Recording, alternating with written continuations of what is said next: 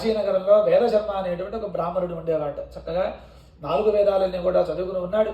అయినప్పటికీ గత జన్మల్లో చేసిన పాపం చేత ఆ కాశీనగరంలో భవతి భిక్షాంతి అని చెప్పి భిక్షాటం చేస్తూ చాలా కష్టాలు అనుభవిస్తున్నట్టు ఆ బ్రాహ్మణుడు. సరే, ఒక రోజున కాశీనగరంలో భిక్షాటం చేశాడు.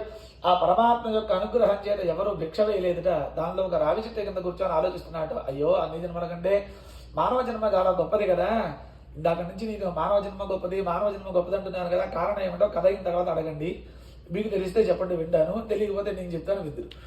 అన్ని జన్మల కంటే మానవ జన్మ చాలా గొప్పది కదా, ఈ మానవ జన్మని పొందినప్పటికీ బాగా వేదాధ్యయనం చేసినప్పటికీ ఇన్ని కష్టాలు అనుభవిస్తున్నానే, ఈ కష్టాలన్నీ ఎప్పుడు దొరుకుతాయా అని చెప్పి ఓ రావి చెట్టు కింద కూర్చొని బాధపడుతున్నట్ట. వైకుంఠంలో శ్రీమన్నారాయణమూర్తి ఉండలేక ఆయన కూడా ఒక ముసలి బ్రాహ్మణ రూపాన్ని పొంది ఈ బ్రాహ్మణ దగ్గరికి వచ్చి అంటున్నారట, నాయనా బ్రాహ్మణోత్తమ, దాని నుంచి నిన్ను చూస్తున్నాను, ఏదో చాలా కష్టాలు అనుభవిస్తుంటాను, ఏంటి కారణాలు ఏమిటని చెప్పి అడిగారట. పరమాత్మ, పూర్వజన్మ కృతం పాపం, ఎవరు చేసిన పాపం ఎవరికి ఉన్నట్టుగా గత జన్మల్లో చేసిన పాపం చేత ఈ జన్మలో ఇన్ని కష్టాలు అనుభవిస్తున్నాను స్వామి, ఈ కష్టాలు తొలగిపోవడానికి మార్గం ఏమైనా దొరుకుతుందా అని చెప్పి ఆలోచిస్తున్నానని చెప్పాడట. నాయనా శ్రీహరి సత్యదేవుని యొక్క రూపంలో ఉన్నారయా, నువ్వు వెంటనే సత్యవ్రతం చేయవలసింది అని ఈ వ్రతం చేసేటువంటి విధానం అంతా కూడా ఉపదేశం చేశారట. ఈ బీద బ్రాహ్మణుడు చాలా సంతోషించాడు. అడుగులు ముందుకు వేస్తూ ఆలోచిస్తున్నాడట, అయ్యా ఈయన సత్యవ్రతం చేయమన్నారు కదా, మరి ఈ వ్రతం చేయాలంటే మరి పళ్ళు పూలు పూజా సామాగ్రి చాలా కావాలి కదా, అవి కొనాలంటే డబ్బు కావాలి కదా, అది లేకే కదా ఇన్ని కష్టాలు అనుభవిస్తోంది, ఎలా నా రేపు సత్యవ్రతం చేయడం అని చెప్పి అడుగులు ముందుకు వేస్తూ ఒకసారి వెనక్కి తిరిగి చూశాట. ఈ ముసలి బ్రాహ్మణ రూపంలో ఉన్న స్వామి అంతర్ధానమయ్యారట. బీద బ్రాహ్మణుడు చాలా సంతోషించాడు. తనను అనుగ్రహించడానికి సాక్షాత్తు పరమాత్మే తనకు ఆ మార్గాన్ని చెప్పారనుకొని ఆయన చెప్పిన సత్యవ్రతాన్ని రేపే చేయాలనే సంకల్పం చేశాడు. మరుసటి రోజున కాశీనగరంలో భిక్షాటం చేశాడు. ఆ పరమాత్మ యొక్క అనుగ్రహం చేత విశేషమైన ధనం లభించింది. ఆ ధనం తీసుకున్నాడు, ఇంటికి వెళ్ళి భక్తి శ్రద్ధలతో సత్యవ్రతాన్ని చేశారట. ఆ స్వామి అనుగ్రహం చేత ఆ బీద బ్రాహ్మణుడు సకల సుఖాలు అనుభవించి అంత్యమున విష్ణు సాయుధ్యాన్ని పొందారట.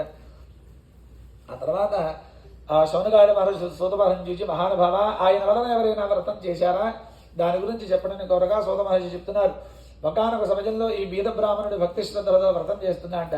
కట్టడముకొని జీవించేవాడు కూడా పుల్లలుగా వాడి భుజంపై పెట్టుకున్నాడు.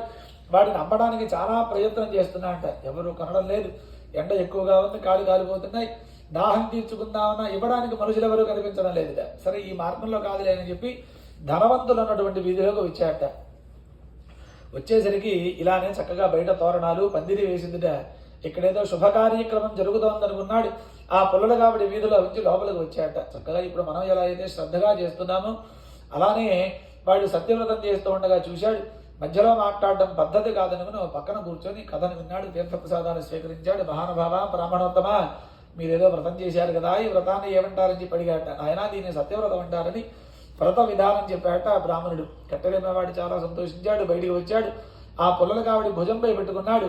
ఆ పరమాత్మను మనస్సులో ధ్యానం చేశాడు. పరమాత్మ, పరంధామ, ఈ పుల్లల కావిడి అమ్మితే ఎంతైతే ధనం లభిస్తుందో ఆ ధనం మొత్తం ఖర్చు పెట్టి వెంటనే నీ సత్యవ్రతం చేస్తానని భారాన్ని పరమాత్మ మీద వేశాడు. కృష్ణ రామ గోవింద, రామ కృష్ణ గోవింద అనుకుంటూ భగవంతుని యొక్క నామాన్ని స్మరణ చేస్తూ అడుగులు వేస్తూ ఒక్కసారిగా గట్టిగా పుల్లలో ఎమ్మ పుల్లలను గట్టిగా అరిచేట. సరే, ఇళ్లలో ఉన్నవాడు బయటికి వచ్చారు. ఎక్కువగా డబ్బులు ఇచ్చి ఆ పుల్లను కొనుక్కున్నారట. కట్టడమేవాడు చాలా సంతోషించాడు. ఇందాకటి దాకా 10 రూపాయలు అమ్ముతా ఉంటే కొన్నవాడు లేడు. మరి వ్రతం చేస్తానని భారాన్ని పరమాత్మ మీద వేశానో లేదో వాళ్ళల్లో వాళ్ళే వేలంపాట వేసుకొని నాకు ఎక్కువ డబ్బులు ఇచ్చారంటే ఇదంతా పరమాత్మ యొక్క అనుగ్రహమే అని భావించాడు. ఇంటికి వెళుతూనే పూజా సామాగ్రి తీసుకొని మరుసటి రోజున భక్తి శ్రద్ధలతో సత్యవ్రతాన్ని చేశారట. ఆ స్వామి అనుగ్రహం చేత కట్టడమ్మేవాడు కూడా సకల సుఖాలు సంతోషాన్ని అనుభవించి అంతిమన విష్ణు సాయుధ్యాన్ని పొందారట.